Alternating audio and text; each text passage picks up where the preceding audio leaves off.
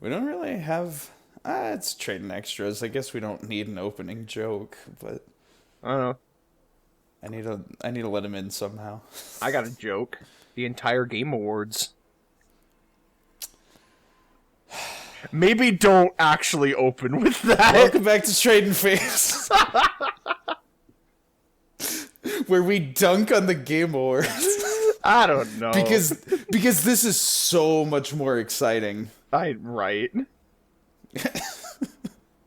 Listen, the Game Awards is like half very awesome and respectable because it's celebrating the great releases of the year, and it's half a complete joke because it's really just advertising for the next year. Yeah. Like, who really cares who wins? If you enjoy a thing, then you enjoy a thing. Masahiro Sakurai said it best. If the game is number one in your heart, that's all that matters. Masahiro Sakurai is number one in my heart, so that's Yeah. all that matters. I was about to say, like, I'm probably paraphrasing that, like, a lot, but I remember that was the gist of it. Yeah. Anyway. So, hey, all you Tradin' Faves viewers out there. This is a little Tradin' Extras episode we wanted to do. Yep. That realistically I could see being edited and released before the Sonic Adventure episode comes out because there's a lot less parts and shenanigans. Yeah, well, we'll see. We'll see at the end of this. Assuming this goes well. Yeah. This Considering could be more of a train wreck. all of the problems facing that was...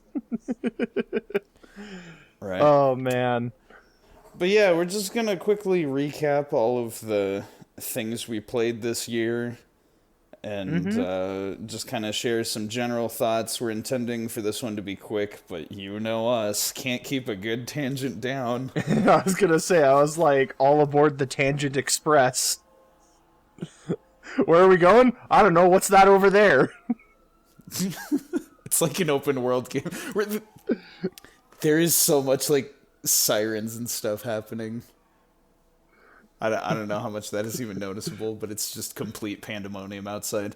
This is the comedy police. The joke's too funny. Hand in your subscribers now, mister. I'm not going back to jail.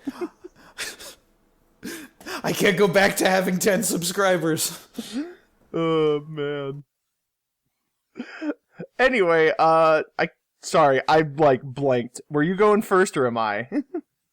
I'll go first. Okay, I'll cool. bite the bullet. This is gonna be very unscripted in any Yeah. way. Not that we have too much we script, but like sometimes I kind of over prepare on our Tradin' Faves episodes. I literally just have like the list of game names and nothing else. So this is going to be very improvised. I prepared a little bit more than that, but yeah. Then I can fumble through the dark first, and then you can make the later half of the podcast look impressive. But the first things I want to talk about. So I just realized I kind of separated the games based on what was new this year, and then a separate list of like what was old that was this year. Oh, that's smart, because I just listed them all in order that I played them this year. Right, but the first thing I played this year was an older game that released last year. Or the year before, I don't know. But I'm just going to talk about that first, and then I'll do like the rest of them scattered throughout. Actually, no, you know what? On the fly change. I'm going to talk about the old games that released before 2022 that I played. It's our podcast. We can do it in any order we want. Right. So let's see. The first thing I played this year, it was hilarious because I had to make that trip to Texas, and I was like, well, I'm going to be bored in the hotel, so I'm going to want something to play. So I got Clubhouse Games 51 Worldwide Classics. Oh, yeah! I forgot you got that. That was fun. I can't actually remember when that released. I'm going to look this up real quick for historical authenticity. Historical. Clubhouse games. Okay, so this came out in 2020. This was Oh. So that's the funny thing about the timing on this game's release. I'm sure they were just expecting people to look at this and be like, "Oh, this is shovelware. This is board games. Who plays checkers? It's 2019. No one cares." But the fact that it came out during 2020 when everybody was locked inside their houses and it had online functionality was actually a pretty solid like boon for them. And this game exploded a bit more in terms of popularity. But years after the fact, I just tried it out for myself. I really like it. Cool. It's a lot of fun. I personally, I'm a big fan of checkers. Because it's a little less thinky than chess. I do enjoy a good game of chess too, but the simplicity of checkers makes it a very like high energy thing. Plus, it's got not with their copyright names involved, but it's got stuff like Sorry and Uno and all kinds of card games and everything. So it's neat. I actually am quite a fan of that one. It's hard to find people that like it as much as I do, so I don't usually get to play multiplayer. It's a good one too for like your friends or family who don't necessarily play video games. You're just like, oh well, like this is chess. Like you know how to play that, or hey, you want to play Chinese checkers? I would normally agree with you, but it was funny because on this Texas trip, I was with Mom, and she was more interested in Mario Kart than in Clubhouse games, the more simple stuff. She's like, this is too boring. I'd just rather watch TV. And I was like, okay. Interesting. So if you want to play these games with moms, your mileage may vary. Maybe not the target demographic. I don't know. Okay. But that's all board games. We want real gamer games for epic gamers. So the next thing I played this year, also an older game that released the previous year, but I played Steel Assault. Oh, I remember you telling me about that. Yeah, I've thrown this name around. I'm pretty sure this one's gonna turn into a Tradin Faves episode. Ooh. Because I like it that much. Figuring out how to get it to you without like streaming it through Discord, because it'll go mega potato quality. Yeah. It is so for those that don't know what Steel Assault is, it is a 2D platformer. I should say an action platformer. It's got a lot of brawler elements. It is very, very inspired by a lot of the classics. It's got like a Mega Man X combined with Contra vibe to it, with a little bit of Castlevania sprinkled in. That's a good recipe. I know. I know comparing games to other games is kind of the cliche thing to do, but it's just like it's very inspired by a lot of those very actiony retro games from like Super Nintendo and arcade era. But unlike those games, this soundtrack goes insanely hard. It's one of the best like game soundtracks I've ever heard. I'm looking forward to that. And the coolest thing about it is that they were programmed with like Sega Genesis like FM sound font. And then, like, using the limitations, they built, like, the framework for the song and then redid it with live instruments. Ooh. So, like, a lot of the synths have that Sega sound, but then there's, like, real guitars in them and just some real headbanging tunes. Like, the graphics are insanely beautiful. I've never seen sprite work like this in a video game before. It's crazy. And it is pure, like, all the characters look like the kind of action figures that would instantly have sold me as a kid. Like, dude, they're all buff and have, like, these gritty facial expressions and, like, really cool-looking scars and, like, high-tech armor. You're really selling me on this game. This sounds awesome. This, like I said, this was a good one, and I'm sad I didn't play this the year it came out, because would have been fun to like join in the hype with everybody that did play it. But it's solid. The only downside that I'd say is that it's really short. Because the way it's meant to be played, like Castlevania and Contra, is to crank up like the difficulty to the hardest setting and die repeatedly until you get good. But it was a hard game. I even struggled to play it on easy mode. So so it's kind of short, and that's one downside, but it's sweet. Cool. Okay. I'm going to move on to like stuff I played that was new this year, and then kind of come back to some of the others. Do I want to do that? No, I'll just get them out of the way. The other one that I played, I didn't play it for long, but I got to try the SpongeBob Battle for Bikini Bottom remake. Oh yeah. And I was pleasantly surprised. It's a pretty solid 3D platformer. And I think mostly just the novelty of it is that they don't really make 3D platformers anymore outside of the occasional one from Nintendo. Every now and then a Crash Bandicoot. But like it was just neat. It kind of had the Mario 64 vibes of just like, oh, what's over here? Thing to collect, person to talk to. Let's see what's over here. Oh, it's this minigame thing or this puzzle to solve. And most of the original voice actors are there, so it kind of just feels like you're playing an episode of SpongeBob. And then there's like the really bad, not OG Mr. Krabs. That sounds like Jacksepticeye. But it was a hoot. Mr. Krabs notwithstanding, it was a hoot. I guess technically the other one that I played was Evoland, but that was on the podcast. So if you'd like to hear our thoughts about that, go watch Evoland Legendary Edition episode of Tradin Faves.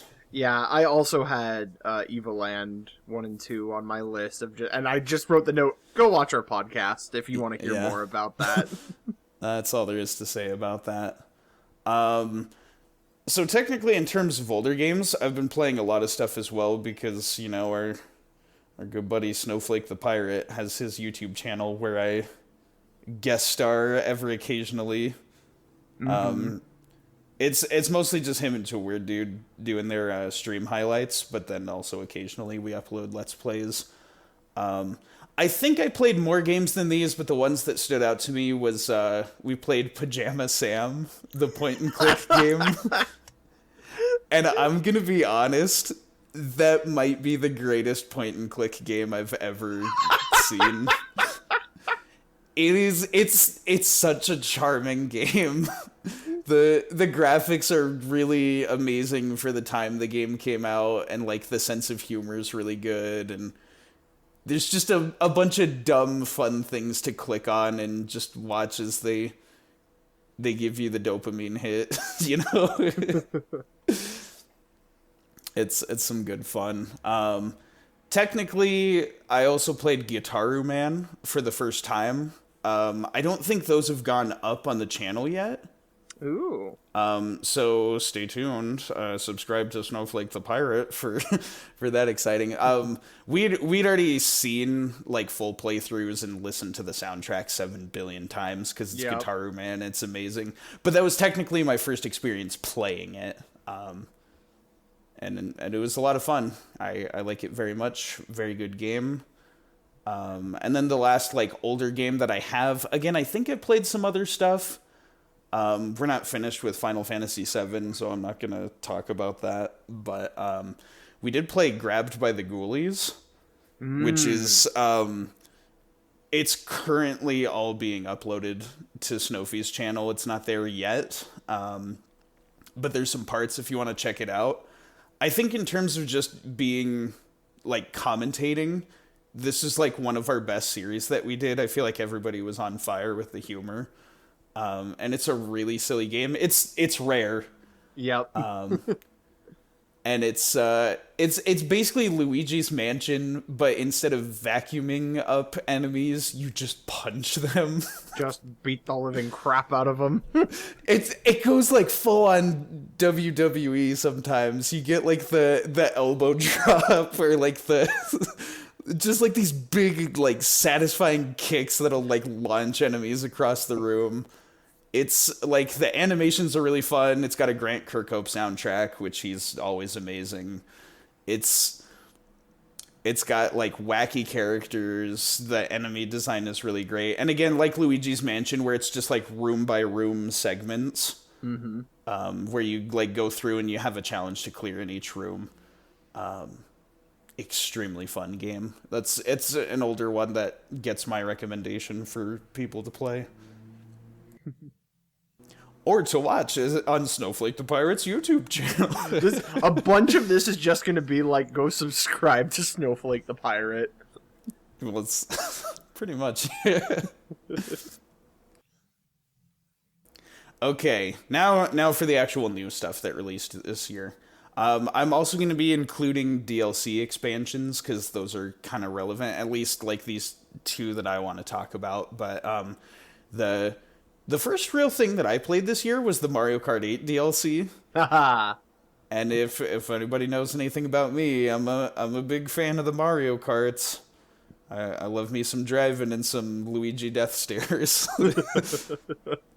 So the fact that there's more content to the game is just a nice thing to have because it's a fun game to play. But the fact that there's N64 tracks that have come back and they're all like remastered and beautiful, I love that. My biggest hope, my biggest hope is to get all the N64 tracks back, but at the very least, I want to see them redo Bowser's Castle from the N64. Oh my goodness. I love that course. That's a good one. That's one. You play the Mario Kart 8 DLC as well. It's on my list. I'll talk about it. Okay. I guess when I talk about it, but yeah, I've been playing it too. Mm-hmm. Do you want to talk about the stuff like individually on your own list, or like when one of us gets to a game, we both talk about it? I figured I'd talk about whatever I had put down when I talk about it, but like okay, because you probably got separate points to make than I do. Mm-hmm. But yeah, Mario Kart 8 DLC is just one of the like the ongoing thing. They could not have placed it at a better time because I was feeling like, oh, Smash Bros DLC is over. What do we have to enjoy now? And then this came right in the nick of time, so I'm thankful for that. And then the first like major release of the year, we got Kirby and the Forgotten Land. Oh boy, this is a treat. Kirby's Big Jump to 3D. I liked this one quite a bit. In fact, I liked it so much that I'm going to talk about it a little bit later. If you catch my drift, you know what I'm saying. But yeah, it's just like surface level impressions. It's real good. Highly recommend it to, obviously to anybody that's ever played a Kirby game and liked it. But even if you haven't, this might be the time to jump in. Because I've seen people that actually like played older Kirby games and didn't like them, and then tried this one and they really liked it. So, it's very good. Good. Next on my list, a remake that made me so happy just to see it exist. It's Klonoa Fantasy Reverie series. Yeah. So it's a remake of the two Klonoas. Yeah. So I haven't actually booted it up and played it yet, but I did buy it like release day. Just to support the sales. Because I was so happy that Klonoa was relevant again, and I'm just like, you better believe I'm buying these. Plus, I think they're better back to back. Yeah, that's the thing. To give a brief description, I like a lot of the tone and the concepts of the first game the most. Mm-hmm. And then it has, how do I say this without spoiling it? It has a very distinct ending to it that has That's left a good way to a put it. strong impression on a lot of people that played it. It's very impactful. It's very intense. It's a good twist. Yeah. This ending really like caught people off guard. They're expecting a cutesy platformer, and not even just the ending. Like the whole game, like you expect just like Kirby level shenanigans, cute characters, platforming fun. But then, like Kirby, it gets dark. Yeah. But then with that, I feel like the second game, while I don't enjoy the gameplay as much as I do with the first game, and I think the story goes on a little bit longer than it needs to, the ending like perfectly wraps both games into like this perfect bow. Mm-hmm. And it is so satisfying to the point where like if I play the first game, I have to follow it up with the second game. Yeah. Because I need that really awesome, satisfying ending that the second game has. And the soundtracks to both games are just, like, out of this world so amazing. Good. Oh, and speaking of the soundtracks, for those curious about these game soundtracks, they just dropped on Spotify, like, yesterday, I think? Or maybe the day before. But very recently, as of this recording. Ooh. And so, like, the soundtracks to both games are there, as well as, like, the Klonoa Heroes thing that was, like, Japan only on the GBA. Ooh. I'm not as keen on, like, the GBA sound quality, but it's more Klonoa soundtrack. More good music. There's even some, like, D-made music from, like, the first and second games in, like, GBA quality, so it's kind of fun to listen to those. But yeah, Klonoa, like, can't praise this game enough. I played a little bit of both games just to, like, see how they turn out, and they're extremely faithful, but also, like, the art style is really nice. I remember when they remade Klonoa on Wii, they kind of tried to Sonicify Klonoa. Yeah. Which was sort of a weird move. I still liked it. Yeah. And so it's weird for me to adjust to, like, the normal Klonoa that's a little bit more cutesy. Mm-hmm. But, like, I can see just from playing it, it's a very faithful remake. And so I respect it for that. Moving on, though. Oh, man. Another DLC thing to talk about. And allow me to just say, it's here. The delicious last course. It's the delicious last course. This is Cuphead, the delicious last course, which is great use of the acronym DLC. Oh, I've never noticed that. This is pretty good. Oh my goodness. It's the DLC. It's the delicious last course. This one, like, again, it's just another, like, DLC expansion for regular Cuphead, but it was so good that I could, like, almost treat this as, like, a standalone video game. Interesting. And it's honestly, like, the new content that's added, I like it better than the base game, even. Oh. Like, it is some of their most amazing work. Like, it took them, like, 7-8 years to, like, get Cuphead made. And it was such an intense, like, labor of love, and it was this really great game. And then they spent another 4 years working on this DLC pack. And, like, the music, it's the same, like, jazzy, fun, like, 1930s style, like, craziness. But, like, the boss fights are all really creative and cool. They're not as, like, unfairly difficult, but still provide a good challenge, so they're, like, more fun to fight. The difficulty's been balanced.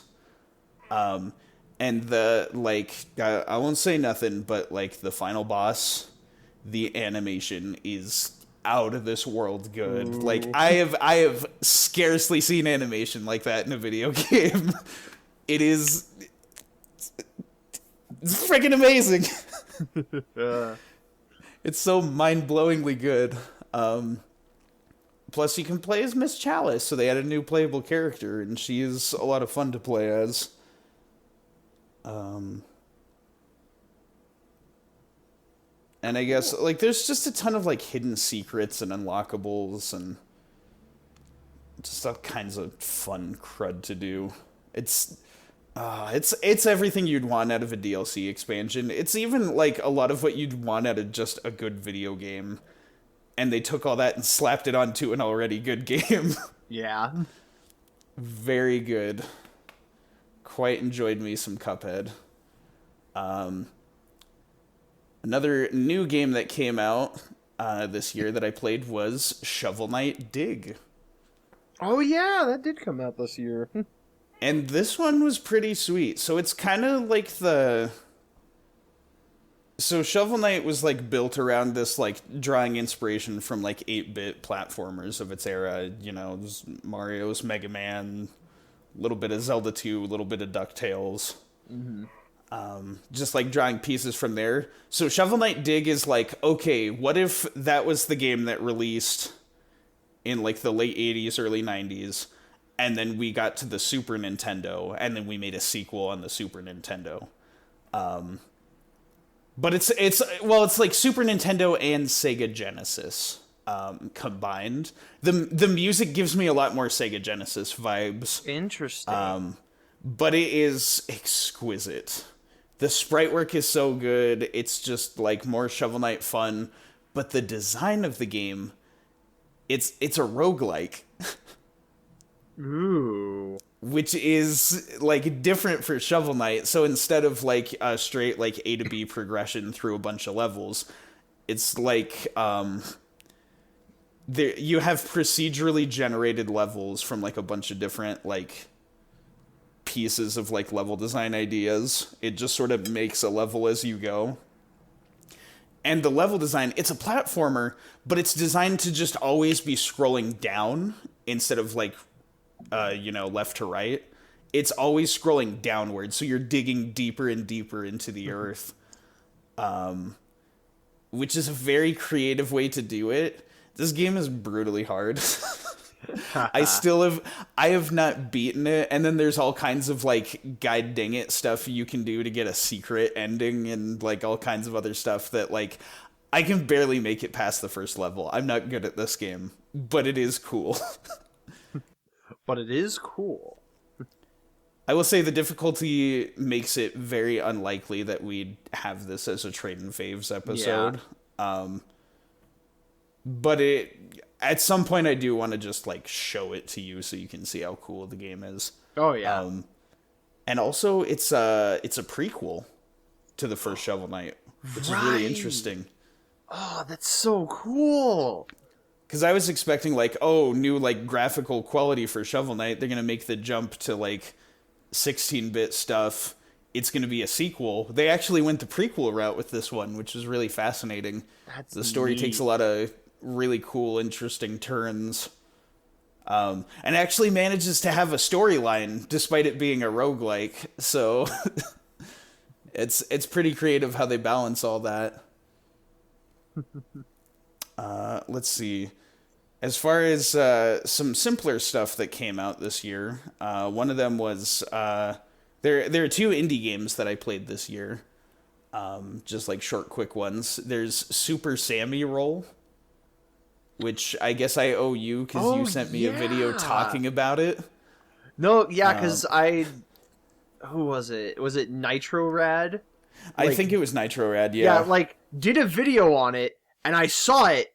And I was like, this feels like something that Joseph would like. And so I, like, sent you the video. I was like, hey, you should check this out. This looks really cool. And then, like, a week later, you were like, yeah, so I bought that game, and it's really cool. It is. It's got, like, the fun, wholesome vibes of an indie game that you just want to appreciate. You play as a cute little dinosaur that rolls into a ball, and it's a very, like, physics-based game. So you, like, roll down slopes to build speed, and you can, like, go off ramps and get a lot of distance. But then you also have I guess Sammy, your little dinosaur character, has this long extendo tongue that can like stick you to walls, and so you can like use them to like stick to stuff and then jump out of your wall stick animation to like hop across platforms in a different way. It almost reminded me of like Chameleon Twist. That's what I was gonna say. It's not completely Chameleon Twist because you can't like control where your tongue goes. It just goes in a straight line in front of you. But just the aspect of like sticking to walls and using the momentum to get you places is extremely Chameleon Twist. So it was very nice to see a game that was kind of in that same vein. It's a very simple game, and you can tell like they probably didn't have the biggest budget, and like 3D indie games are still kind of finding their footing. Like you can't all be a Hat in Time. I guess. But I'm pretty sure this wasn't even like a Kickstarter game. This was just like an indie game that was released on its own budget and everything, which, assuming that's the case, I don't want to spread misinformation, but I think that's the case. Pretty impressive game, all things considered. Just got some fun tunes. You can roll around, enjoy some physics-based platforming. You can get some coins to like buy cosmetic stuff for your little dragon guy. You can like change his color, give him accessories. I of course went for like a purple with like a scarf. But then there's like other stuff too. I tried out like a black color scheme with like a top hat, so it looked like a tux. Oh, that's cool. It was very charming. Very charming little game. And speaking of charming, the next one, Frog Gun. I also played that this year. Oh, I saw that and it's been on my radar, but I haven't played it. So Frog Gun's deal is that you play as this cute little girl who's got this frog-shaped gun, and when you shoot the gun, a little tongue shoots out. And so it's very funny that I played these two games back to back because they're kind of similar in that sense, where it's a platformer with extendo tongue that sticks you to walls. Tongue-based platformer. Right. Frog Gun is a little bit slower paced than Super Sammy Roll. It has very like small, compact level design that's kind of more like N64, just like floating level geometry. Yeah. That are just like simple, like grid-based levels. I'm not sure what I'd compare it to, but again, like Super Sammy Roll is this like high kinetic, like you're rolling down slopes and going fast and trying to like bounce to get to higher places. Frog Gun is very much a puzzle platformer. You're going very slow. You like think about the environment, like, okay, where can I stick to like get across, or like, can I pick something up to like throw at an enemy or whatever. But it's got a very cute little story. Like, the general pitch of like the storyline is like the girl's like parents are like famous explorers, and they're like going on an adventure, and they went like missing, and so she's like, I'm gonna find my mom and dad. Aww. and then you play as her. It's got like very wholesome vibes, and you can find like journal entries from the parents as you're going through to like get an idea of like what their adventure was like. So there's some good like hidden lore and everything. Just a very cute, wholesome game. Neat. It's like I said, it's definitely on my radar. I definitely want to look into it. I guess I didn't even talk about the art style. It's got that like low poly, like PS1 kind of look to it that like I love when games look like that. I need more games to look like that. I pretty much bought it on art style alone. Like it's a fun game, but like I just wanted to play a game that looked like that again, and so it scratched that itch. Let's see. Speaking of cute and wholesome, I'm having a lot of good segues between all of these. Then I played Kirby's Dream Buffet. Yeah, that came out this year too. Oh my goodness. That was Yeah, this was a big year for Kirby. There's a lot of Kirby media that came out this year. Um, I think the short, fastest, most efficient way to describe Kirby's Dream Buffet is just to call it Kirby Fall Guys, because that's kind of what it is. It is essentially like Fall Guys with Kirby coated paint. You have a bunch of these short little like race obstacle course things where you play as these little Kirby's, you roll around, you try and pick up strawberries as you like go through the course, and then like the person with the most strawberries at the end wins. There's like little power ups you can get that boost things, and everything in the gosh darn game is food themed, and it is so like adorable and fun to look at. How hungry does it make you? Not as much as I thought it would, surprisingly. Interesting.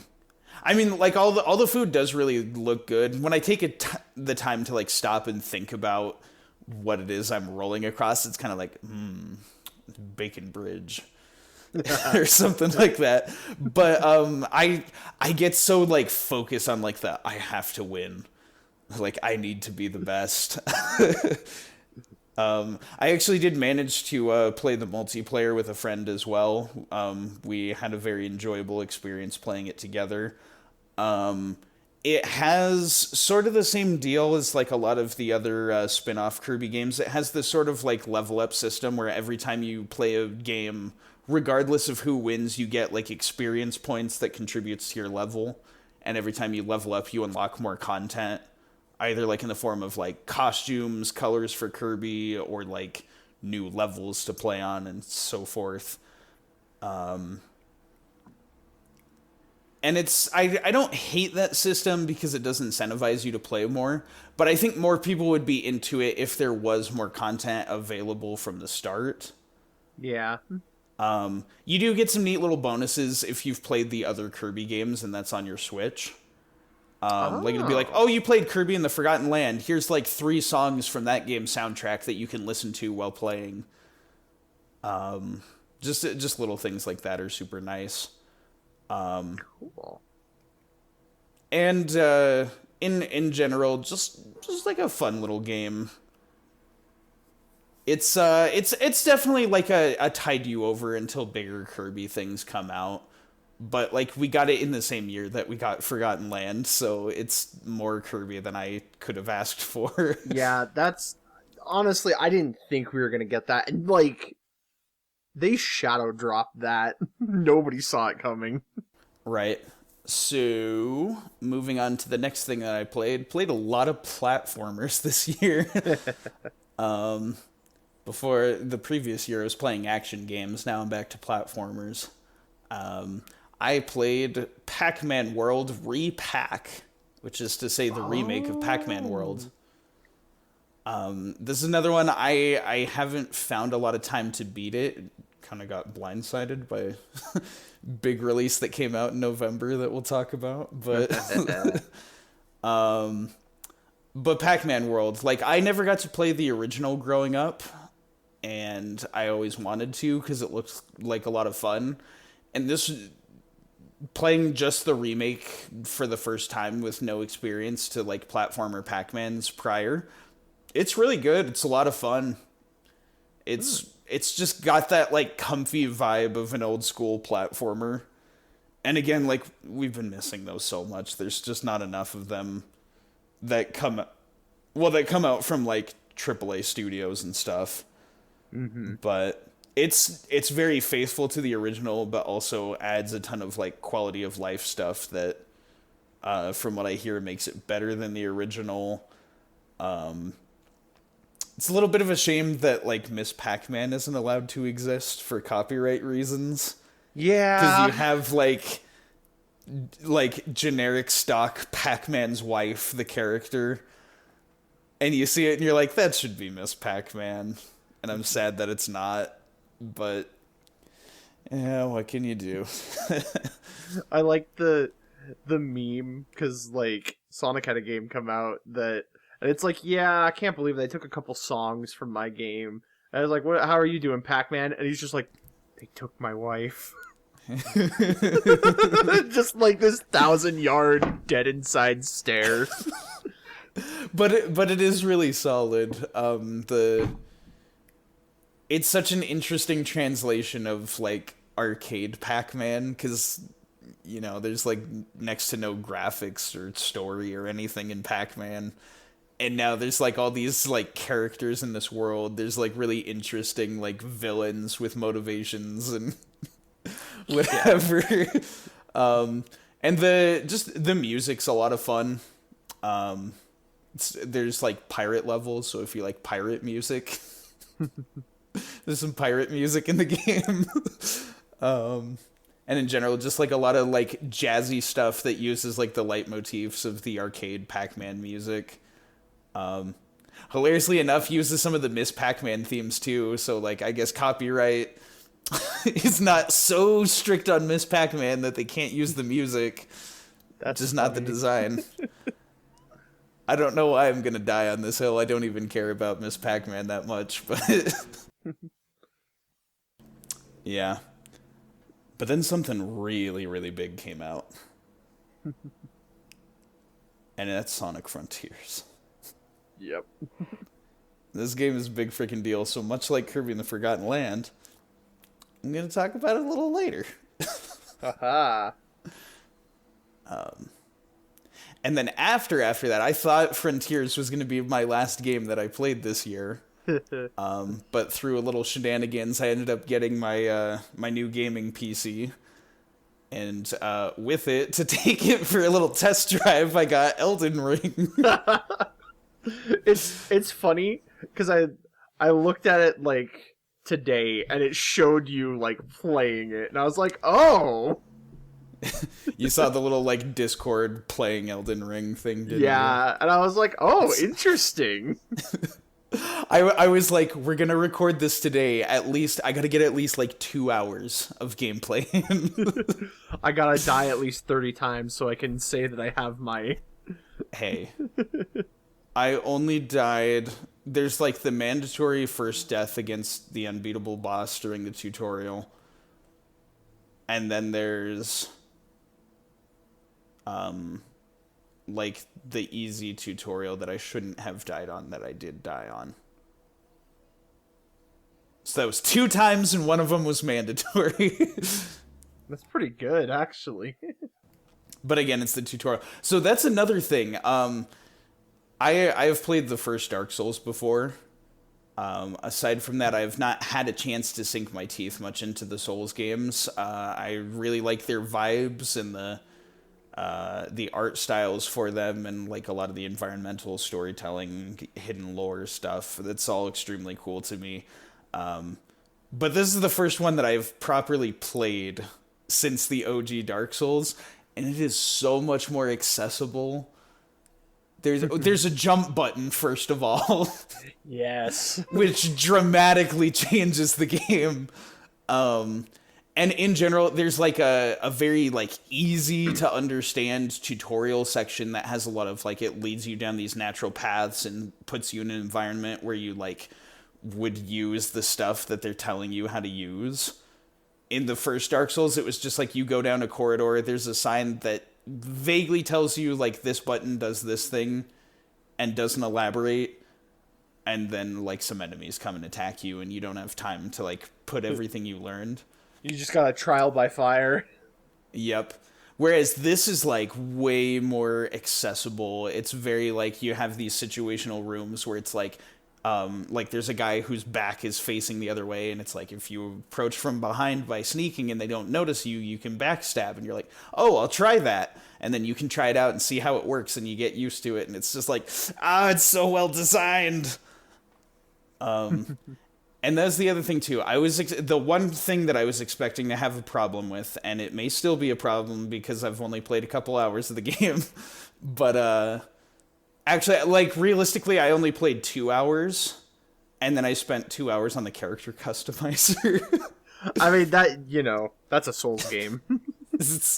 They give you so many options for detailed stuff. I made like what I wish I looked like and could use on like dating profiles online.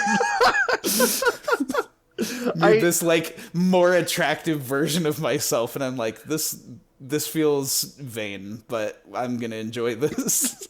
I saw, because I watched a guy play through the game, and he made Todd Howard, but made him just super depressed because you're not playing Skyrim. The character creators are insane, and you can make like meme faces, like horrifying meme monsters and stuff. Oh yeah. So it's great on that front. But what I was gonna say, the usual problem that I have with this whole stuff is the type of build you want to go for, because like with like Souls games, all the stats are really confusing, and it's like, oh, like what's actually useful? Should I just make myself a naked dude with a really big club and put all my stats into strength and just not get hit like most people do? Or like, should I just do like the magic build and then I have to learn about spellcasting? It's complicated.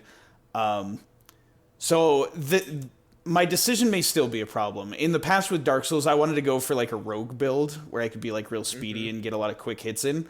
That was a very bad decision because most enemies aren't open long enough for you to get a lot of quick hits in. Yep.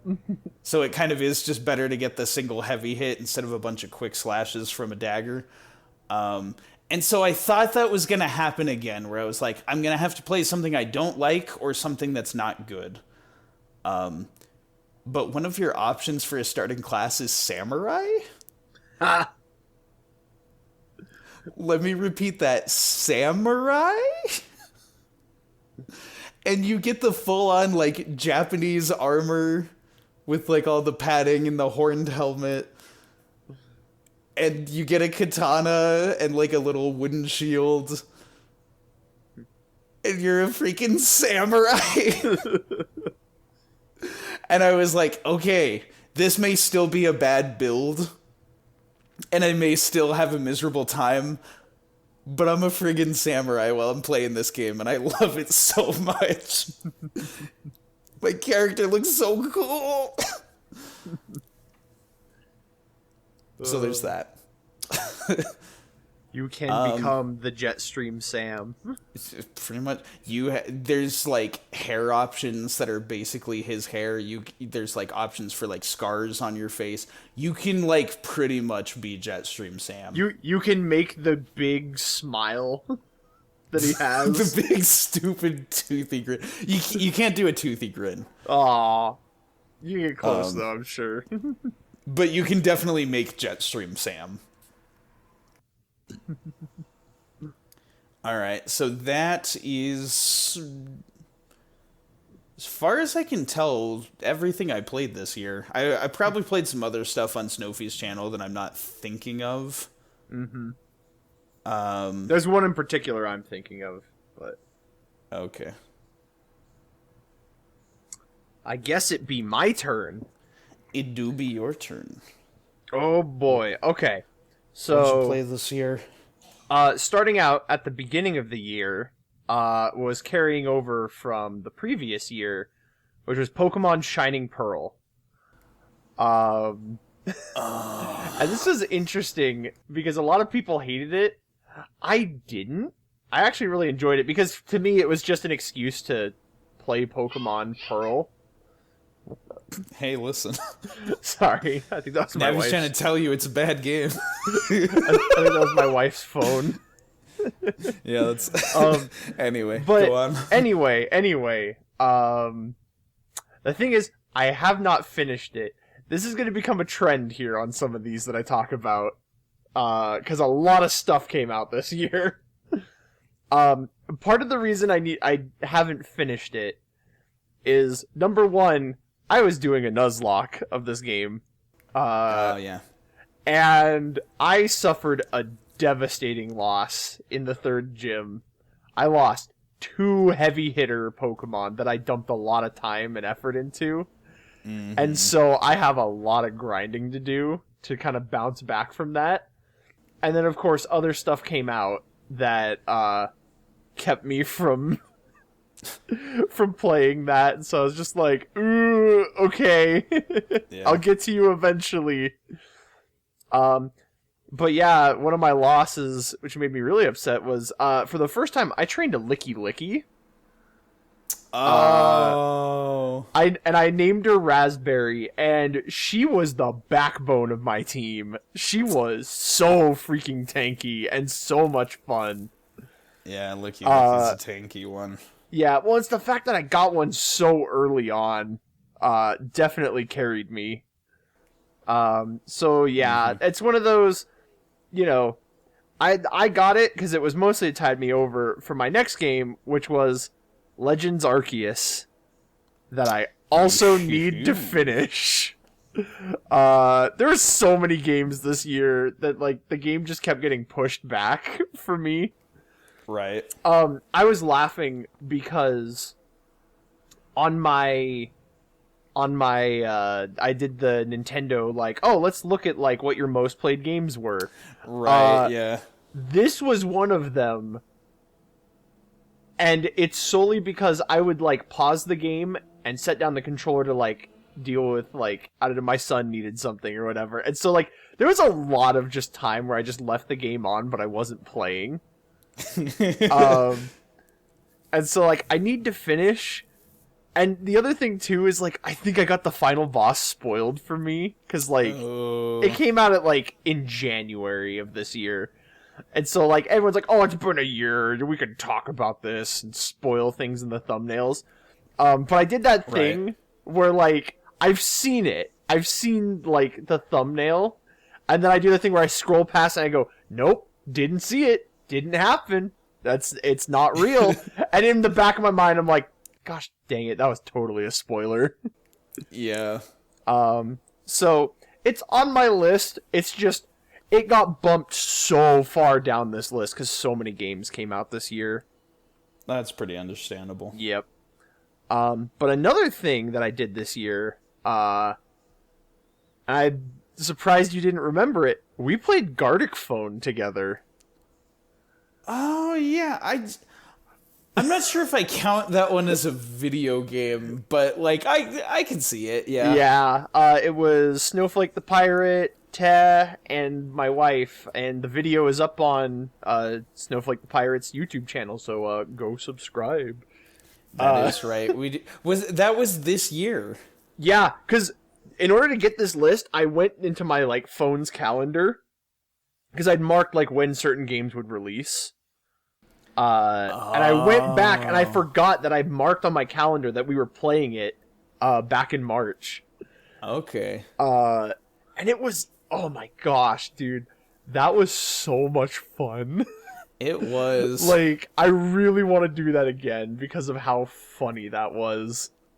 Mm-hmm. Try and get, like, a bigger group so we have, like, larger rotations. Mm-hmm. We did a lot of fun stuff that went up on Snowfie's channel that, like, I just generally recommend anybody, like, go to his channel to watch stuff. But, like, Gartic Phone specifically, I'm thinking about linking that, like, in the description or in the comments just because it was so good. Another one, this might be flirting with the line, but it was also, like, the Kingdom Hearts Jeopardy board that I ran. That I put together. That one I definitely don't count as a video game, but it's a video game adjacent, but, like, you know, a lot of fun projects with those boys. And Gartic Phone was a big one for me that I was like, oh man, I had so much fun. We need to do it again. Yeah, for sure. And then also Kirby in the Forgotten Land came out. I probably won't have as much to say on it, but just, like, I freaking loved that game. Nothing but high praise for it. That's so that ending.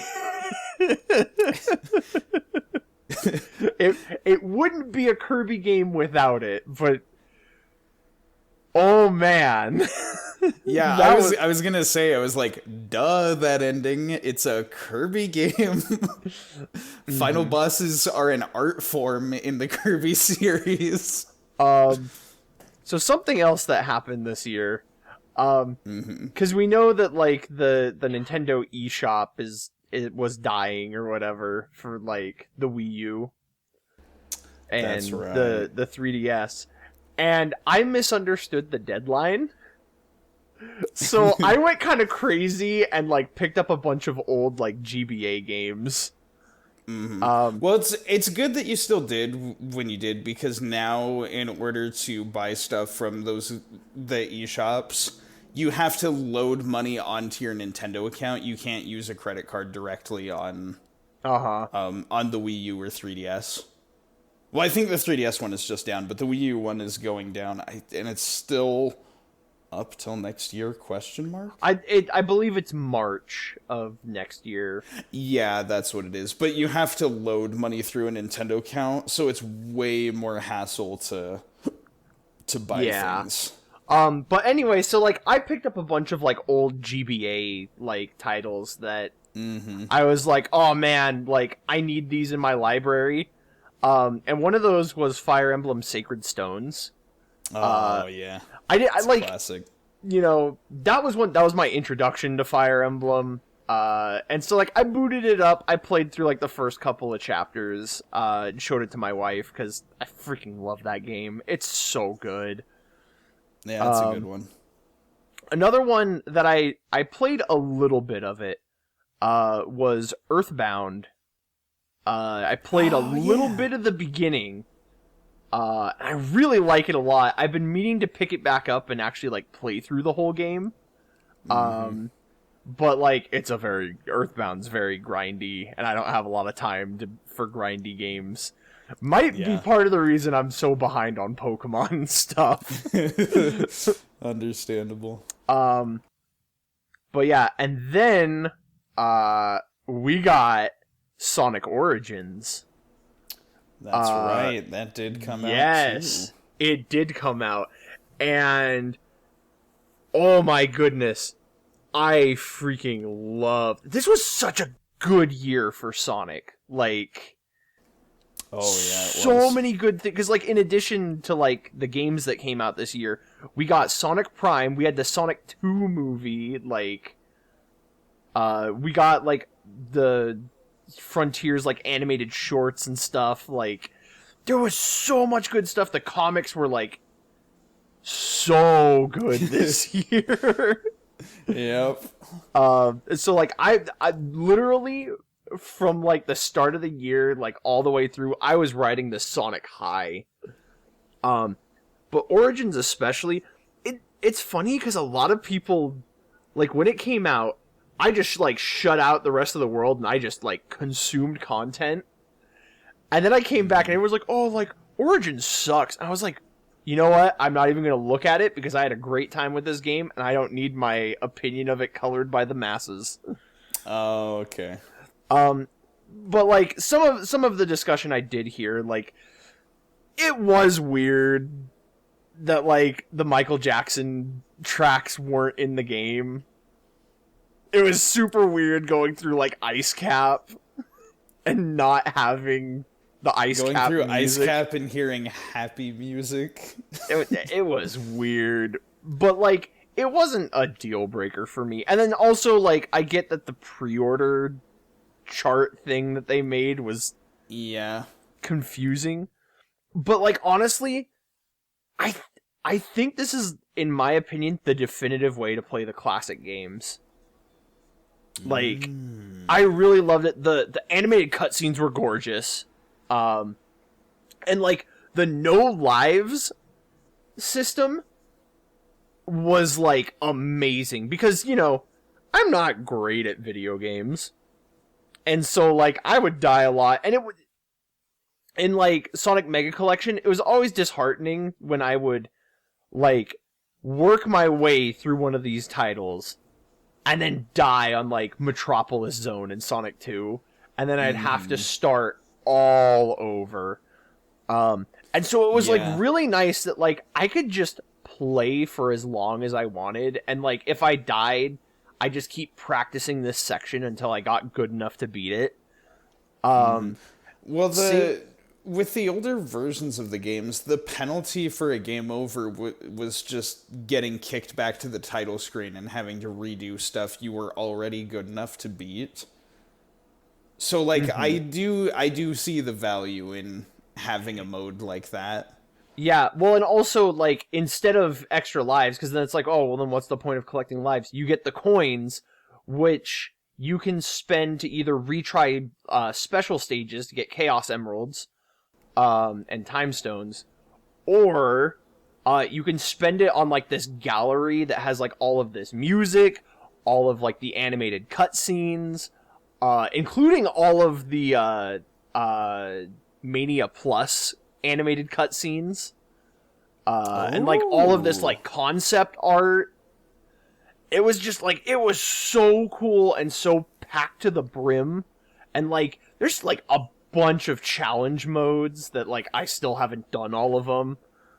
And then to top it all off, it was the first time I played through all of Sonic CD. And that was such a fun time. Like, I really grew to like Sonic CD a lot because of this game. And kind of like, I think the most standout thing for me was how like all of the boss fights almost felt like puzzles more than like boss fights, which was really fun. I'm glad you had a good time with that one, because I will say I was notoriously a Sonic CD hater back in the day. I was too. Because my first playthrough of the game, like, the experience really rubbed me the wrong way, and I already wasn't the biggest fan of Sonic 1. But again, on Snowflake the Pirate's YouTube channel, which you can check out now, we recently played through the Taxman port of Sonic CD that's on Steam. And, or was on Steam, because now Sonic Origins is out. But, we played through that version, and I had a lot of fun doing that. I was kind of surprised. Yeah. It's more enjoyable, at least, than I remember. There's still those occasional moments of, like, what is this level design? Wacky workbench. But overall, I had a more positive experience with it, so I go a little easier on that one. And again, like, I'd been riding the high of, like, the Sonic 2 movie had come out, and then, like, Sonic Origins, Frontiers information was slowly creeping out, and so, I was just hyped. I will say, I still need to experience Origins. I didn't go for it because we were just playing through all the classic games, so it's like, I'm good, I don't need to buy these. But there are those cutscenes, those animated cutscenes, and I do want to see those. I still haven't seen them yet. Oh, okay. You definitely should, because they're wonderful, because they also have a mode where you start with Sonic 1 and play all the way through Sonic and Knuckles. Like, in just one go, and the cutscenes, like, connect it all. Is there, like, not credits between games or anything? Or there are credits, but, like, the cutscenes take place post-credits. Okay. And, like, that's cool. It was really cool, and, like, I love, they have a little progress bar of, like, how far through all of it you've made when you're on the menu. The menus, too, were just gorgeous. That's neat.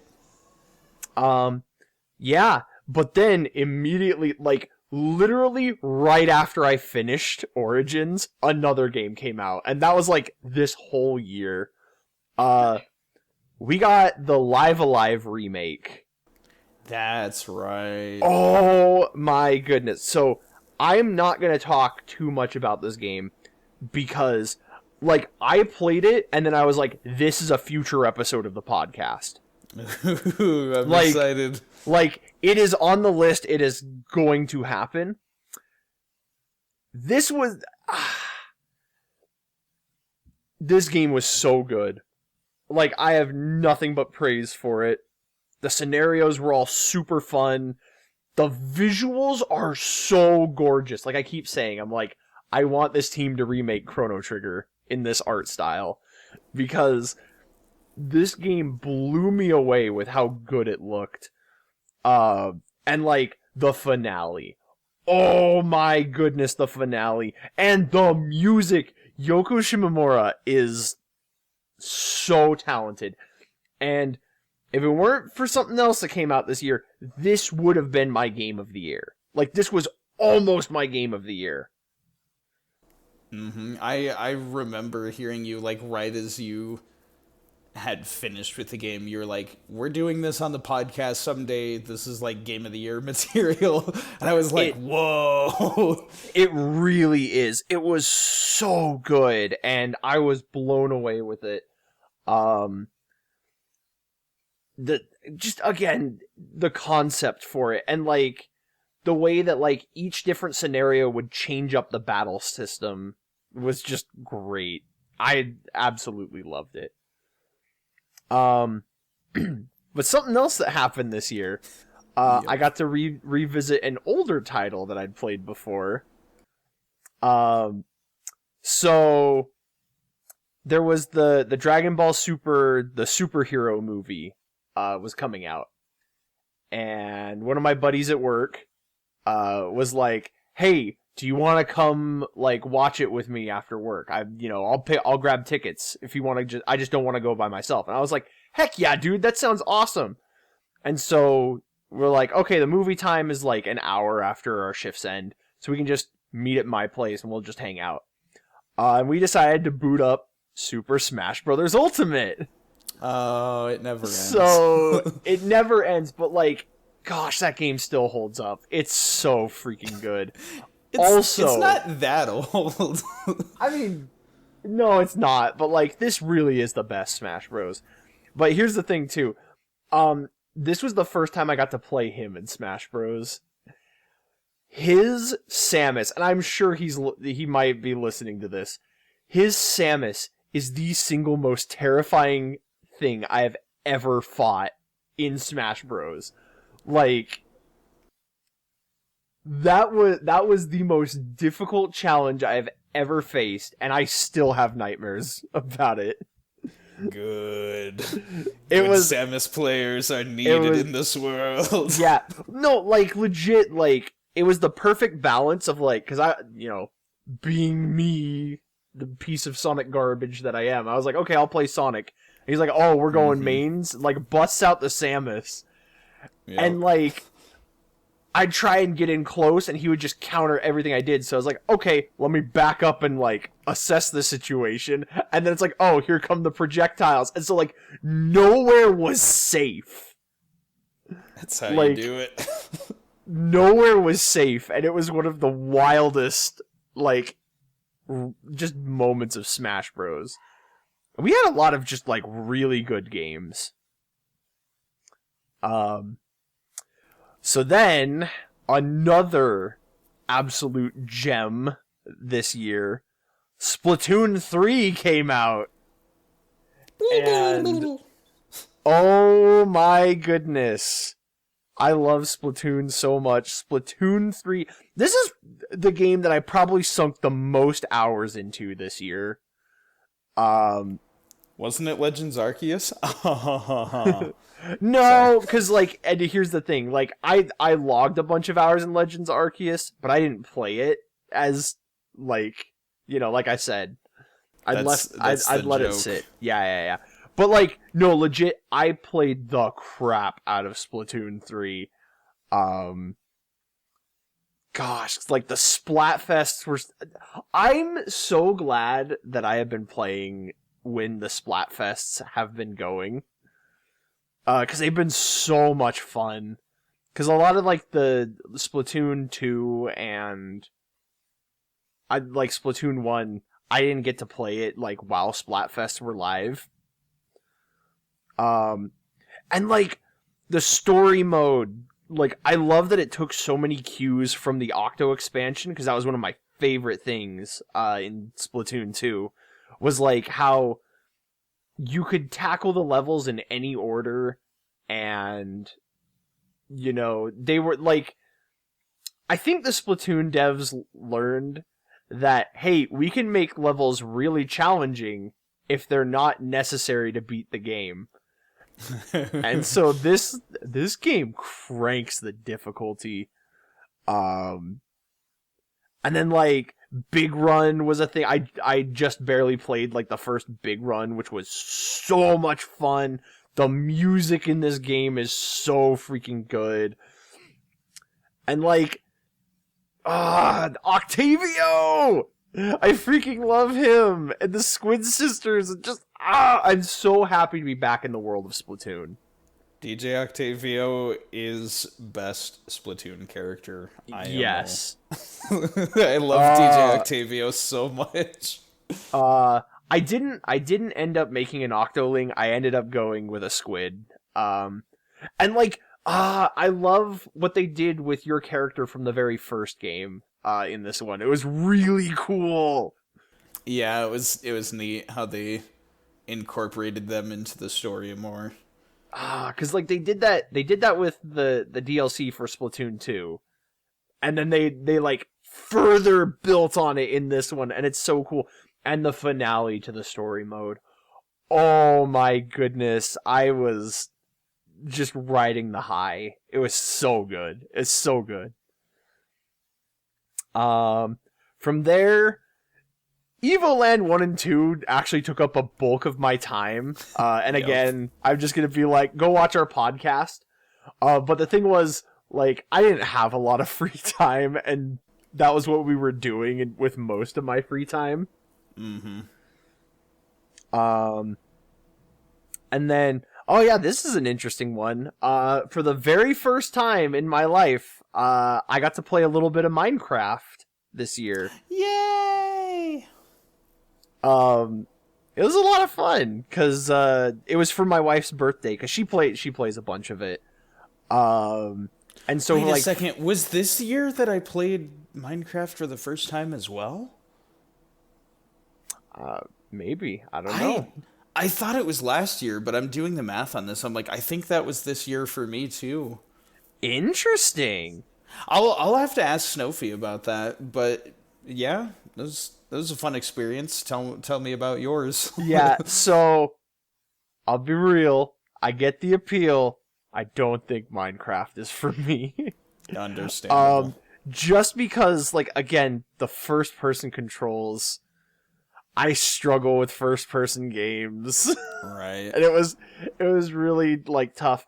But I still had a lot of fun, and it was cool getting to play it with my wife. And getting to play, like, this game with co-op. And, just running around the world together.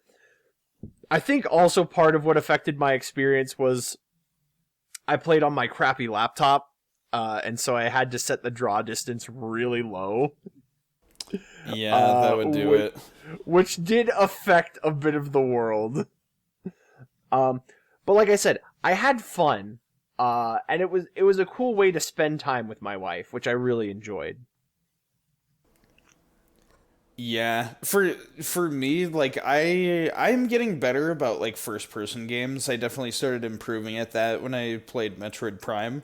But regardless of skill at first person stuff, I get motion sick way too easy with those games. And so like I have been trying to enjoy Minecraft as I've played it with friends occasionally. And like I just get sick. I try and like take it as easy and do as many like gentle activities as I can, and it's just like, ugh. Yeah. Well, for me, what it is, it's the WASD controls. Yeah, like, it takes some getting used to. Yeah, and I don't play enough first person games to like have that down because my fingers would always like misalign, and then I would be pushing the wrong buttons, and I'm just like but like I said. It's interesting with a lot of these, because I made an effort. I was like, I want to spend more time with my wife, and so we've been like setting aside like Monday nights as our family night, and just like playing games together or watching a show together. Oh, that's cute. Yeah, well, it's been fun too because like we get to spend time together and do cool things. And one of the ones we did, it was actually for our anniversary. We played Mario Party Superstars. Ooh. That'll test your relationship. How strong is your marriage? Pretty strong. We had a really good time. Not divorced, i.e. strong. Strong. Strunk merge. Mario Party is always entertaining to me. Like, I will either be a tryhard the entire game, or I will just be an agent of chaos. Like, there is no middle ground for me. But, like, I distinctly remember that game because it was a non-stop uphill battle the entire game of, like, Bowser had it out for me that game, and so did all of the computers. Mm-hmm. But also, like, because my wife doesn't like Daisy, we usually set her as the computer, and she's like, look, as long as Daisy doesn't win, then, like, it's a victory. Not a Daisy fan. Daisy is, like, it's almost swung into, like, comical levels of, like, she is the villain that just, like, my wife hates Daisy, but it's almost like an ironic hate. Yeah. I remember we had, like, the sort of, like, pick on Waluigi when we'd play Mario Party. How we'd, like, always have the computer, the extra computer player be Waluigi on easy just so we could watch him do stupid, funny stuff. Oh, yeah. The other one, too, that we've been playing lately that you mentioned was the Mario Kart 8 Deluxe, the Booster Course Pack. Yeah. They have been so much fun. I think my favorite track so far is the brand new, the Christmas town, like that track. Right, that's a good one. It's so good. Still, for me, nothing yet has topped the Ninja Hideaway course. Because that one is just beautiful, man. This is such a beautiful track, and it's such, like, a crazy course. But there's, like, all of them are pretty amazing. Uh-huh. I also appreciate that they're putting the tracks from the mobile game on there. Hopefully they put them all so I never have to play the mobile game. Yeah. It's interesting. I've been kind of, like, towards those tracks, but, like, what was the newest one? It was, like, the Berlin... that one I actually really liked. That's right. Yeah, I forget what it's called, but the Berlin course, yeah. That one was actually genuinely, like, I was like, this is a good track. Yeah, and a lot of the music on the tour courses are, like, really fire. Mm-hmm. Oh my goodness, the music, yes. Another thing that we played, Sonic Adventure DX. Yeah, that's technically here. We got, if you want to hear me talk more about that, like, we got a long episode on that, and that's why I'm just like, yeah, I'm not gonna talk your ear off again about how much I love that game, but that was a lot of fun. Right. The more I think about it, this might come out before the Sonic Adventure thing, because I still need to get used to my new video editor on this new PC. Yeah. But, so either it already has come out and you can listen to it, or it's the next thing that's coming out. Yeah. And then, the last thing on my list, is Pokemon Violet. Which again, funny story, I haven't finished it yet. I've had so much happening with, like, the holidays and all of that I'm just like, oh, okay, I'll find time to... And part of the thing, too, was, like, my team changed so much in this game. And so, like, right now my team is under-leveled. And I'm like, oh, I need to grind so I can go take on... I'm about... let me think. I have, like, 5 gym badges. I've done, like, 3 or 4 of the Titan fights and, like, 3 of the Starfall missions. But this is so funny. Scarlet and Violet is, like, the most mixed I've ever been on a Pokemon game. Because, like, they do so many things so well, but then there's, like, so many, like, glaring flaws with it that I'm just like, I can't tell if I like it or not. Like a prime example, for the first time ever, you get so much freedom in, like, customizing your trainer's, like, face. Which I was like, it opened up with that, and I was like, holy cow, this is so cool. But then, Elden like, Ring for kids. like, legitimately, though, like, there were so many, like, hair color options, and, like, eye color, and, like, face shape. Like, even, I have the W, the cat smile on my trainer, like, for the mouth. And it's so much fun just having that. It's good. But then, like, with all that customization, you're limited to your school uniform. Oh, yeah. And, like there are, like, hats, gloves, shoes, and bags, and then, like, glasses. And, like, that's it, though. You get, like, 4 outfits that you get to pick from, which are, like, spring, summer, fall, and winter. And I was just like, man, are you serious? Like, you gave us all this freedom and then limit it to this. And, like, it's weird. And, like, the gyms aren't, like, you don't, like, all of the gym challenges happen outside of the gym. And so you're, like, running around the town. Like, you don't go into buildings, like, ever. It's so weird. But then, like, the new Pokemon have been super fun. I was, like, it was funny when I was writing my notes, I put down, I was like, I have a Tinkaton. Oh, no. I'm having trouble learning all the new Pokemon names because I keep nicknaming them. Right, because when you nickname them, you don't learn their actual name because you don't see it enough. Yeah, so, like, I named her Pico Pico after Amy's hammer. Right. And I put her down, I was like, oh, she's my favorite, but then also, like, I have a mouse hold, that, like, when I caught it, I just named it Gemini, but then it evolved into the mouse hold, so I changed its name to The Geminis.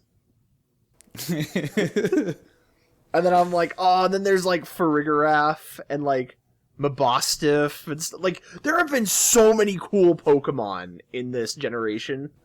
And, like, I don't know where I'm gonna get a platform to talk about like Pokemon designs outside of this, but can I just say Dunsparce? Yes, which I love it. The place where I first saw that, because I just barely did the gym battle against the normal gym leader, Larry. He is my favorite gym leader so far. I really like him a lot. He's so just like, he's the everyman, and he has one of those. But yeah, I still need to finish it. I'm told that the ending is, like, absolutely wild, and, like, one of the craziest things Pokemon has ever done. I'm told that this is, like, the best storyline that's ever been in a Pokemon game. And I'm like, listen, Gen 5 isn't even my personal favorite generation, but, like, Black and White storyline, you're trying to tell me it beats that. Yeah, that's pretty crazy. I gotta reserve judgment until I actually do that. Right. But, like, I'm excited because, like, I've enjoyed the little bit that I've gotten there. Definitely, like, the Titan route. I'm very invested in that story. That's been a lot of fun.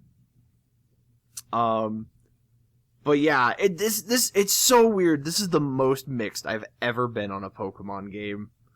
Yeah. And it's so funny because there are features that, like, they removed from past games that I was like, you already fixed this problem. Why is it back? Yep.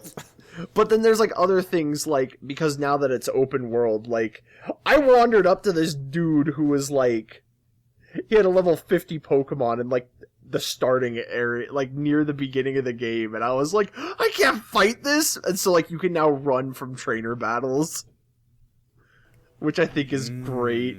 But, like, you pay money when you lose, and so I'm like, oh, I actually like that. Do you think maybe the outfit thing was because people were complaining to Game Freak, like, man, it's not fair. The girl trainer outfits are way better than the boy trainer outfits. You need to do something about this, Game Freak. And they're like, okay, we'll just nerf everybody down to 0. Yeah, I don't know. Because like the other thing too, like the terastalize thing is kind of, I think it's kind of dumb. It looks silly. It's really silly. But the Terra raid battles has Toby Fox music, and so I can't be upset about that. That's a plus. Like all of the music in this game is so good too. Like I said, it's the most divided I've ever been on a Pokemon game. And then, of course, the other thing that I played was Sonic Frontiers, but I think we're gonna. You had some stuff to talk about first, so I guess I'll hold off before we get into Frontiers. Well, yeah. Did you play anything else this year? Is Frontiers the last thing on your list? Frontiers is the last. I left that specifically as the last thing on my list because it technically came before Pokemon Violet, but. Mm-hmm. So, before I get into specifics, because I also didn't get into a lot of specifics on Kirby and the Forgotten Land, what I wanted to do was do a quick, here's, the top 5 things that I played this year. Ooh, okay, yeah. Just make a little list. If you want to make one on the fly here after I do it, then you're welcome to. I think I can do that. But the main reason I don't want to talk about Kirby or Sonic is because I want to keep some excitement of what's the best thing I played? What's number 1? But I will say, just going through these really quick, number 5 is Elden Ring. And the only reason it's not higher is because I've only played a little bit of it, but it was good enough to make the top 5 over everything else. I will say also I'm not including DLC or old games. This is purely the new stuff that came out this year that I'm ranking. Otherwise, things like the Cuphead DLC or or Steel Assault, which came out last year. Those are both honorable mentions. But Elden Ring, for all the reasons I already gushed about, the fact that I can play as a samurai character, the fact that the character creator is super awesome, and you can get really lost in the cool or weird characters you can make from it, and just the environment design, it's very inviting and very accessible, but still hard like a Souls game should be. So it's when I die in Dark Souls, I feel this is gonna set me back so much, at least so far through what I've played of Elden Ring. When I die, I'm I want to try that again. And the best thing that they have that this game has suffered for not having for so long, there's checkpoints in dungeons. That's really good. So, you don't have to, do that horrible walk all the way through a bonfire. And the way that they introduce it is so perfect. You're going through a level and you've got, your, well, I say bonfire, it's the grace or whatever it's called now, because they always... Same Souls game, different coat of paint, but but you're working through it and you're okay, if I die, I start all the way back there. And then you come across this little statue and it's hey, when you encounter one of these, if you die, you can choose to go back to the site of grace, or you can just go back to this little statue, which is right here. You can choose where you want to respawn between all the checkpoints in a dungeon. And I'm okay, that's really cool. And then I turned and looked, and the boss door was right next to this checkpoint. So it's if you die to the boss, you don't have to make that long trek back. You can just, okay, one more try, and then get right back in without having to risk dying on your way just to get another chance at the boss. Which encourages that, practicing until you get better gameplay. It's so accessible now. Plus, while, parrying is still the most optimal thing to do, They also added like a counter move where like if somebody hits your shield just while you're blocking and you press the attack button right after your shield gets hit, then you do a little counter attack. So you don't take a lot of damage for it, but it's infinitely easier to pull off than a parry. So it's like I can be a noob at the game and still get by. It's so good.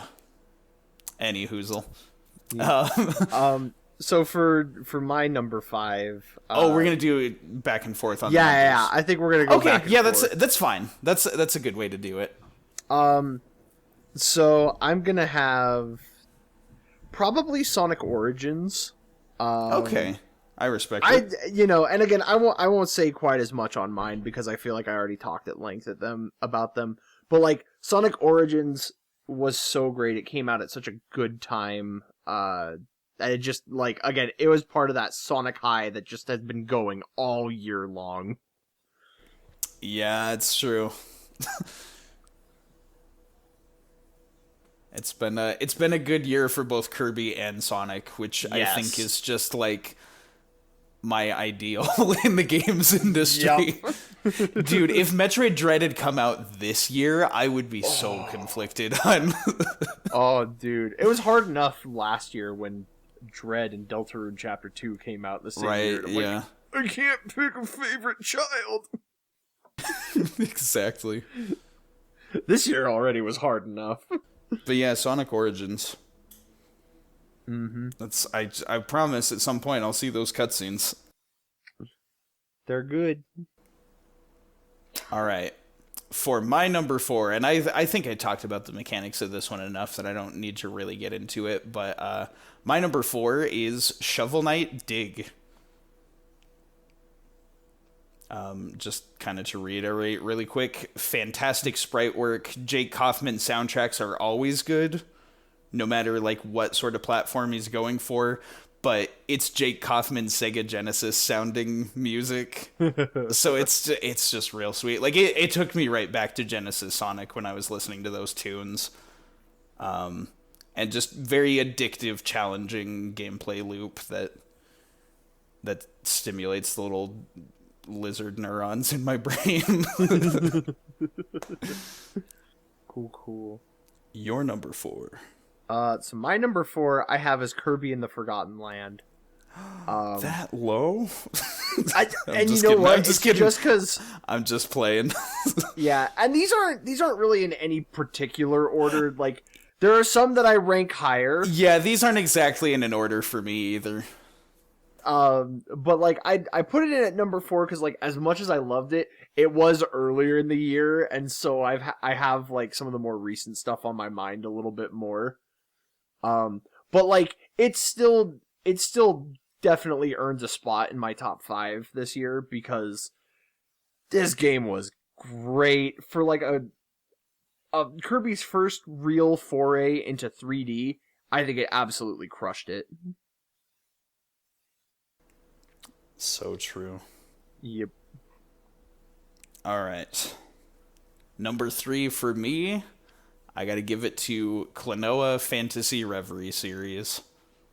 Yeah. It's just good, faithful remakes of like a really awesome game when like most people that are doing remakes, like they always get something wrong or like it's buggy on release and then they have to patch it like a week later. This game just came out and got a surprising amount of attention for a Klonoa game, and people were like, wait, this is like good and competently put together, and they're like, yeah, that's Klonoa, baby. I think maybe the only reason that it didn't really connect with me, and this is a personal thing, but again, we grew up playing the Wii version of Klonoa 1. Yeah. Which, you know, as everybody's already memed to death, it's very Sonic-y. So that was the Klonoa that I got used to. And so seeing the exact same game, but it with Klonoa's like first design where he's like really cutesy and kitty, and he's got the high-pitched cutesy made-up language voice and everything. As well as the fact that the script uses the translation of like the original PS1 translation and not the redone translation from the Wii remake. So a Yeah. couple of the lines of dialogue are a little different. But like the general tone of the story is still conveyed the same.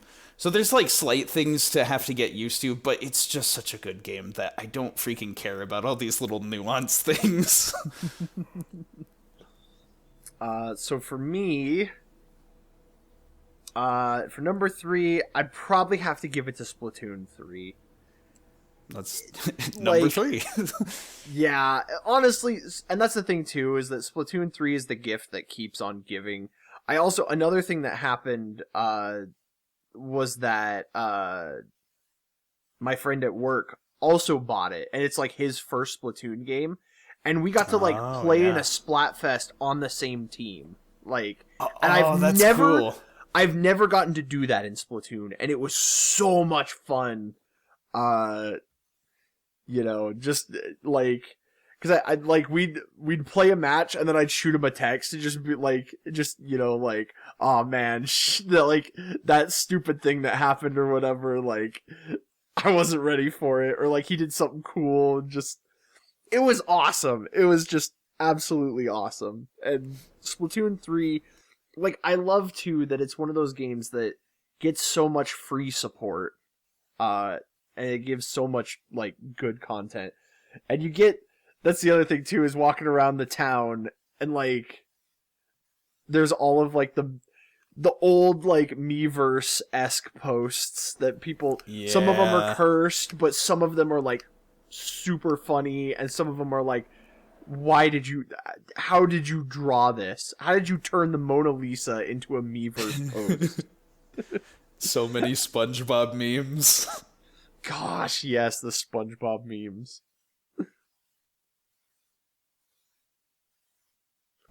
But yeah, so that's Splatoon 3 is going to take my number 3 spot. Okay, so for me, again, I'm going to unveil numbers 2 and 1 at the same time and let you be like, oh, which is which? But of course, like, you heard me being coy, you know what they are.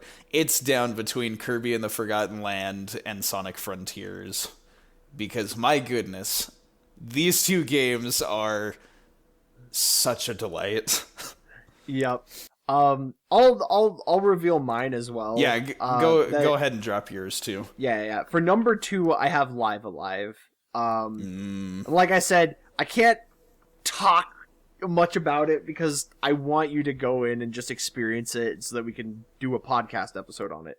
But like, Live Alive is so good, and like I said, a lot of great games came out this year, and it would be my number 1 if it weren't for the fact that it had to go up against the titan that is Sonic Frontiers.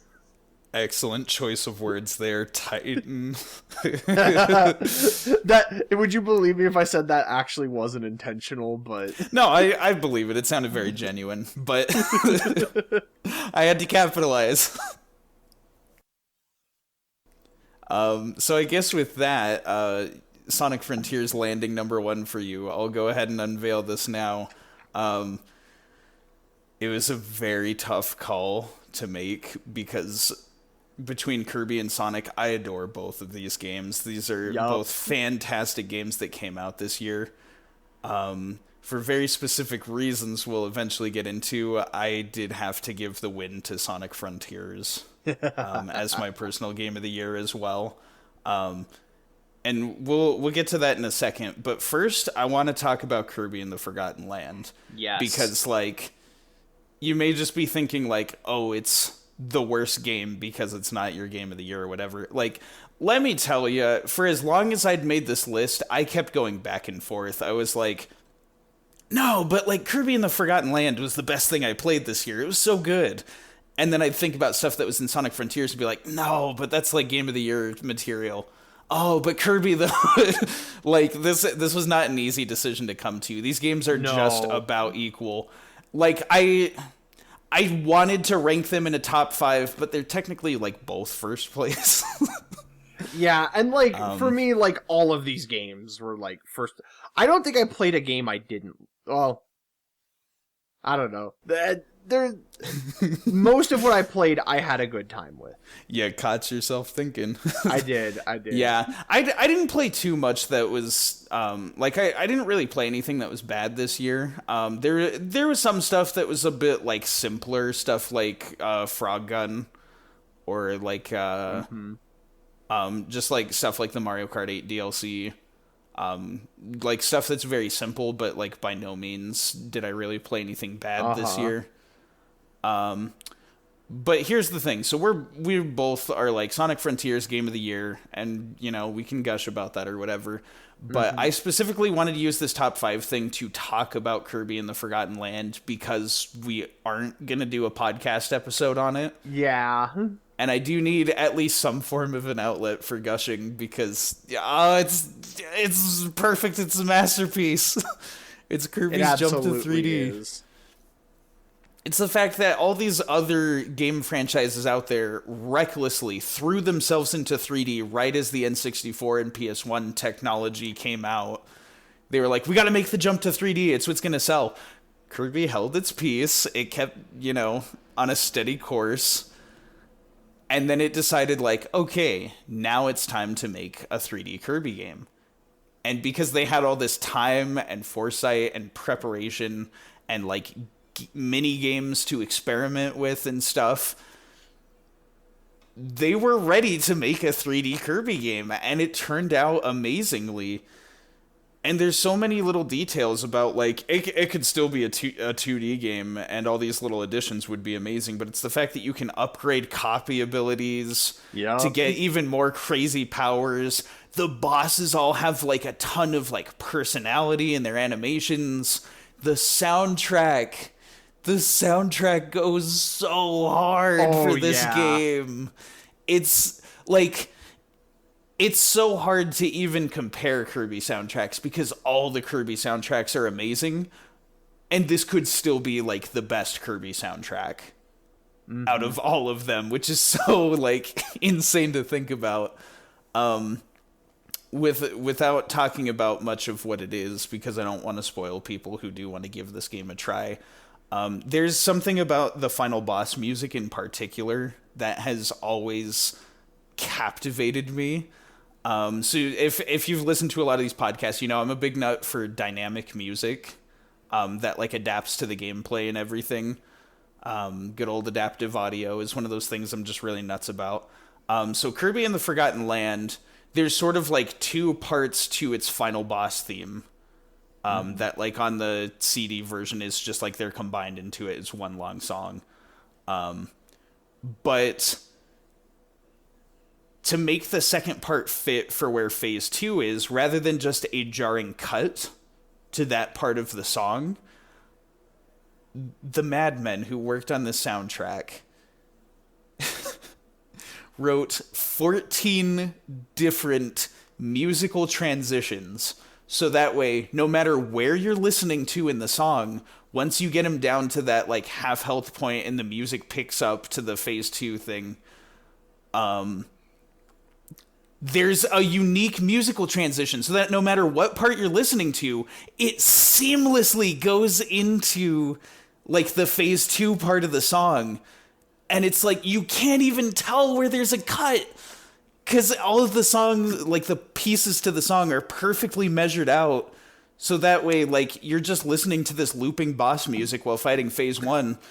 And then it gets to Phase 2 and it just slides in perfectly. Like, you don't even notice that it's a new track.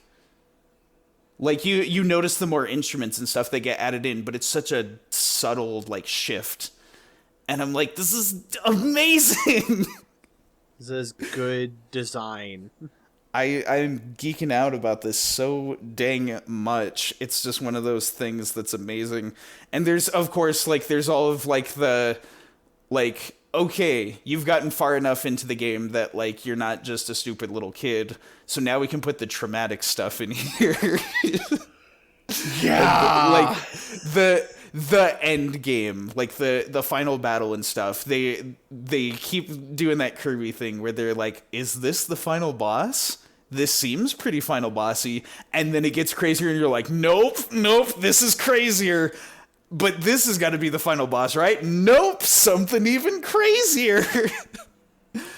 It's that roller coaster. I will say though, like going forward with Kirby games, because I think this perfected the Kirby format of like level design and bosses and normal A to B structure. The next Kirby game, if it's too much like this, then I'm gonna be like done with Kirby. Because I'm just saying, like, it is time for some newer stuff. I would like to see Kirby try something more like Zelda, with just like a big world with like towns you can visit, and then like dungeons or like locales where you can do more platformy fighty stuff. Because again, like the A to B level design is good, but like now that we've had a taste of like what Kirby's capable of, I want to see them push it even further. But as far as just this game goes, it's like one of the best in the entire Kirby franchise. And this franchise has been going on for so long, and like the worst a Kirby game can get is still like pretty darn good. This is a franchise that like does not miss. Yup. So like the fact that there's a game in this franchise that is this good, it makes me so happy to be a Kirby fan. Yeah. I wanted to just add a highlight too to like Waddle Dee Town was such a fun idea, and just watching it grow and getting to be able to go and do more things, like it's the fact that you can use I don't know if you did this during your playthrough, but Kirby gets little emotes with like the D-pad. Yup. And so you can go around to the Waddle Dees and say hi to them and they wave back. Yup. It's so cute. And then if you get copy abilities and you attack them, they like flop over dramatically like, oh, cruel world. And then, like the ones that don't die turn and yell at you. Mm-hmm. You crazy kid! Oh, and of course, like, not spoiling too much for people that want to get into it, but I am a colossal Meta Knight fan. I just adore Meta Knight with all my heart. And where they put him in this game specifically, like, again, I would love to play as Meta Knight in 3D, but the way they handled him in this game was just so, like, yes, he's so cool! He's so cool. Dedede too. Dedede gets a lot of really cool moments in that game. So it's good to just see like the major Kirby characters, you know, Kirby, Bandana D, Meta Knight, and Dedede, just being awesome in a 3D game. Yep. So I think I got that out of my system. Good. I think that's all I have to say about Kirby and the Forgotten Land for now. Good stuff. So I guess that brings us to both of our game of the year. Sonic Frontiers. Sonic Frontiers. I'll give you the honors, I guess. Well, should we be transparent about what we're planning? Yeah, let's do it.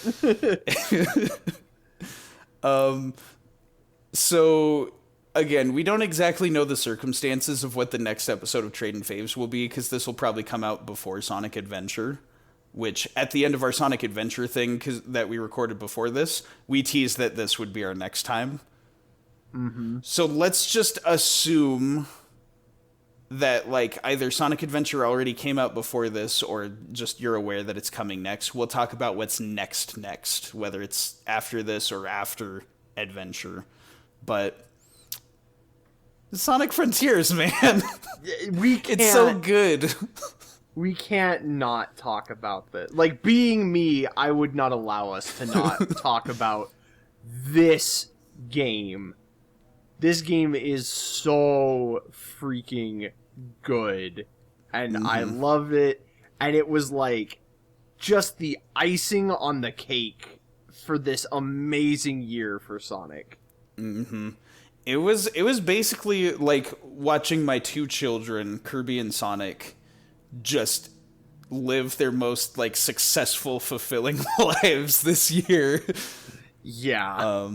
And again, like, I don't necessarily want to pit the two of them against each other, but No. like Sonic Frontiers, as we get to it on its own like focused episode, it hits a lot of very specific notes that personally I really vibe with in terms of like game design and things. And so and again, it's just like the best 3D Sonic we've had in so long. I know.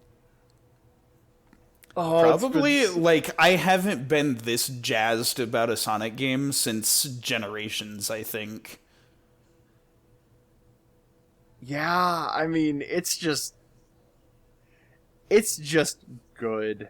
It's just real good. You know, I'll save it for when we actually do that. But like, and the thing too is that like, so many good games came out this year. Like, I cannot stress that enough. Everything that like I'd listed up to this point that like came out this year, or even stuff that like, you know, didn't necessarily come out this year, but that I played this year.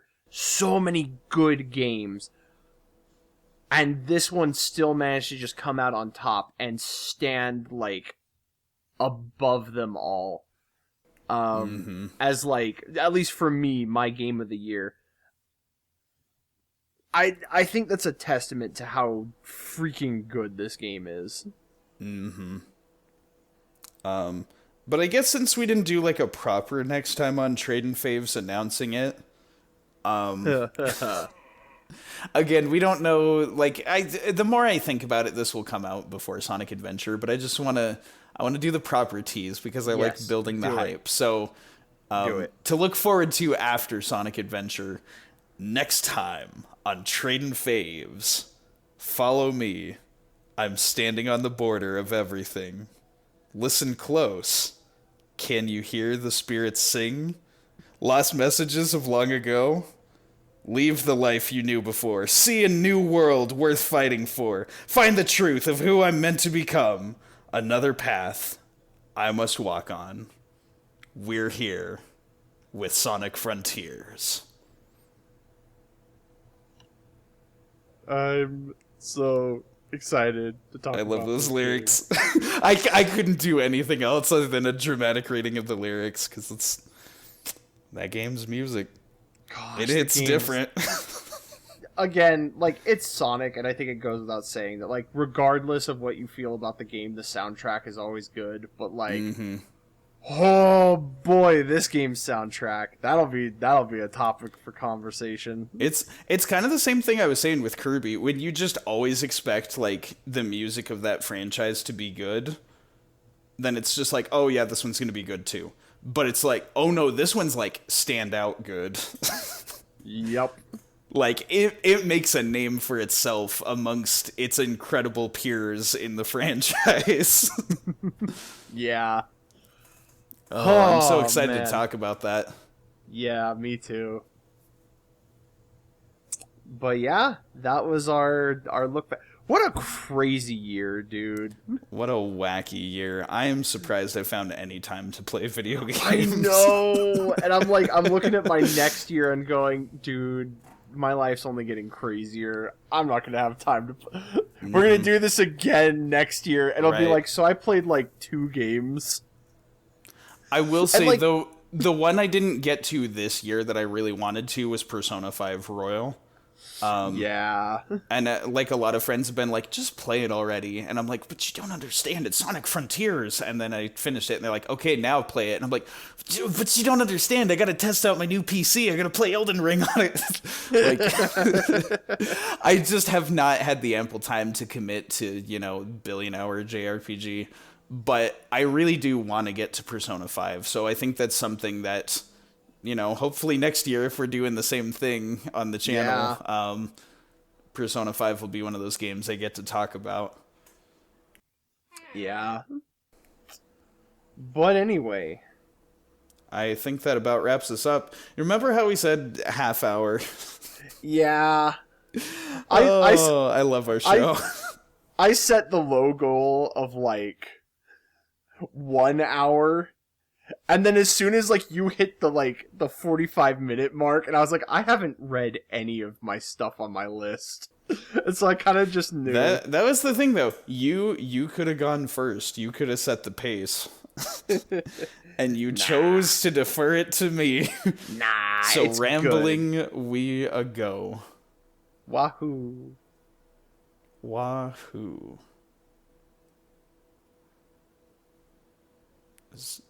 Do you have a good joke to end on?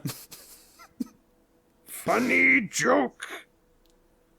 That's a Game Grumps reference. That I can't know. be the funny joke we end on. No, I don't have a good joke. That was like, I can also tell that it's late. My brain is like, you need sleep, dude. You know what? This is Tradin Extras. We don't have to end on a funny joke. Last time we did Tradin Extras, we ended on the recording cutting off before we could even finish. So I was gonna say, yeah. instead we end on an unfunny joke. Yeah.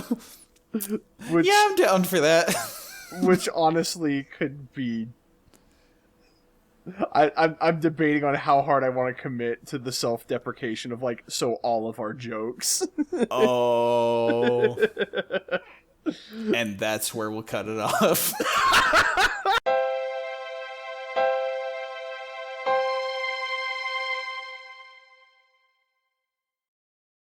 Mario. Mama, how come you never remember my name? Oh, I'm a sorry, Green Mario. I like that Mama Luigi sounds like Luigi. She's just Italian. I was straight up just doing my Luigi voice. I know. I realize I'm no Charles Martinet or Chris Pratt or I guess Charlie Day. Wahoo! Go to your room, Luigi. Wahoo! Oh, mamma mia. That's me. Lost messages of long ago. I messed that up. Oh man. Hey, all right. Not bad. Hey, guess what? Unless you have anything else to say here, we're sub 2 hours.